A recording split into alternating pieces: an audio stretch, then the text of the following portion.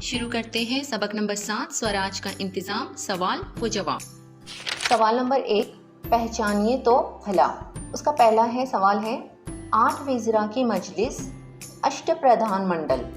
तो यहाँ पर 8 वज़ीरा की मजलिस जो है अष्टप्रधान मंडल, वो उनके नाम, उनका ओहदा और फ़राइज़ लिखे गए हैं।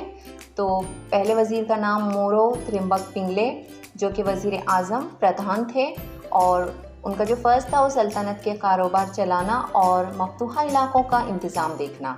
उसके बाद नंबर 2 है रामचंद्र नीलकंठ मजूमदार। ये वज़ीर ख़ज़ाना, जिसे अमादिया कहते हैं, वो इंतज़ामी मालिया करते थे और हुकूमत का हिसाब किताब देखना, ये उनका काम था। नंबर 3 अन्नाजी दत्तो मोतमद सेक्रेटरी, यानी वो सचिव थे और इनका फ़र्ज़ था फरमान जारी करना। नंबर 4 दत्ताजी त्रिम्बक वाकनीस। ये इनका ओहदा जो है वो वज़ीर इंतज़ामिया का था, जिसे मंत्री कहते हैं, और फ़राइज़ उनके सरकारी ख़त व किताबत का काम करना। उसके बाद नंबर 5 हम्बीर राव मोहिते। ये सिपह सालार यानी सेनापति थे और इनका फ़र्ज़ फ़ौज की क़यादत करना और हुकूमत का दिफा करना। उसके बाद नंबर 6 है रामचंद्र त्रिम्बक डबीर। वज़ीर ख़ारिजा सुमंत थे और इनका काम था बैरूनी रियासतों से ताल्लुकात कायम रखना। नंबर 7 नेराजी राव जी, वज़ीर अदलिया यानी न्यायाधीश, जिसे हम जज कहते हैं, और इनका फ़र्ज़ था अदल व इंसाफ करना। और नंबर 8 है मोरेश्वर पंडित राव। ये वज़ीर उमूर मज़हब यानी पंडित राव थे और इनका फ़र्ज़ था मजहबी मामलात की निगरानी करना। अब नंबर 2 है बहरजी नायक इस शोबे के सरबराह थे। मतलब किस शोबे के? तो इसका जवाब लिखना है जासूसी शोबा। नंबर 3 है मालवण के पास शिवाजी महाराज का तामीर करदा बहरी किला। इसका जवाब है सिंधु दुर्ग, जो हमें तस्वीर में यहाँ नजर आ रहा है। ये एक बहरी किला है, समंदर में बनाया हुआ। नंबर 4 किले पर असलाह बारूद यानी आलात हर्ब का इंतज़ाम देखने वाला। तो इसका जवाब है कारखानीस, यानी जो किले पर असलाह बारूद का इंतज़ाम देखता था उसे कारखानीस कहा जाता था। अब सवाल नंबर 2 देखेंगे, अपने अल्फाज में लिखिए।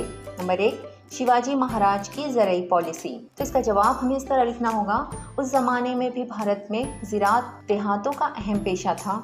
शिवाजी महाराज को ज़राअत की अहमियत मालूम थी, इसीलिए उन्होंने किसानों के मफाद पर ज़्यादा तवज्जो दी। शिवाजी महाराज की ज़राअती पॉलिसी ये थी कि तय करदा रकम से ज़्यादा महसूल वसूल ना किया जाए।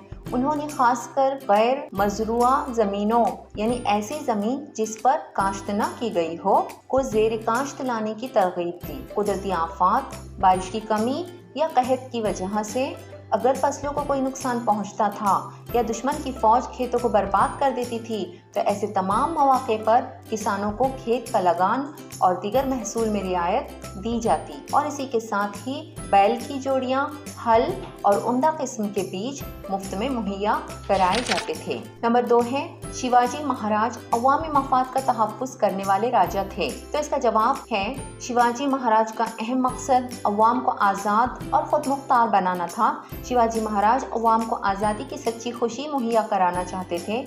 शिवाजी महाराज ने अवाम के मफाद का पूरा ख्याल रखा, अवाम के साथ नाइंसाफ़ी करने वाले अफसरों को सज़ाएं दी, मुसीबत के वक्त अवाम की मदद की। शिवाजी महाराज सिर्फ साहिब इक़्तिदार नहीं बल्कि अवाम के मफाद का तहफ़्फ़ुज़ करने वाले हुक्मरां थे। इसलिए हम कह सकते हैं कि शिवाजी महाराज अवामी मफाद का तहफ़्फ़ुज़ करने वाले राजा थे। अब सवाल नंबर 3 है वजूहात लिखिए। इसमें पहला है शिवाजी महाराज ने 8 वज़ीरा की मजलिस तश्कील दी। इसका जवाब है शिवाजी महाराज ने स्वराज का कामकाज आसानी से चलाने और अवाम की फलाह के लिए ताजपोशी के मौके पर 8 वज़ीरा की मजलिस यानी अष्टप्रधान मंडल तश्कील दी। नंबर 2 है शिवाजी महाराज ने बहरी बेड़ा तैयार किया। तो इसका जवाब है भारत के मगरबी साहिल पर गोवा के पुर्तगालियों, जंजीरा की सिद्दी और इसी तरह सूरत और राजापुर के गोदामों के अंग्रेज मालिकान स्वराज की तौसी के काम में हमेशा रुकावट पैदा किया करते थे।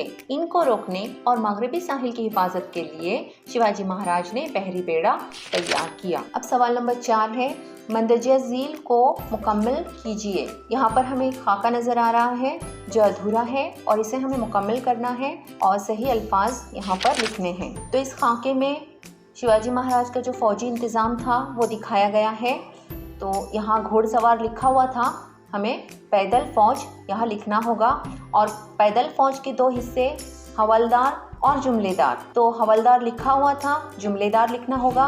और घुड़सवार के जो दो हिस्से थे उनकी फ़ौज के, वो थे शिलेदार और बारगीर। तो इस तरह से हमें ये खाका मुकम्मल करना होगा। उम्मीद है आप लोगों को इस सबक के सवालात के जवाबात समझ में आ गए होंगे। तो अगली वीडियो में फिर मिलते हैं। अल्लाह हाफ़िज़।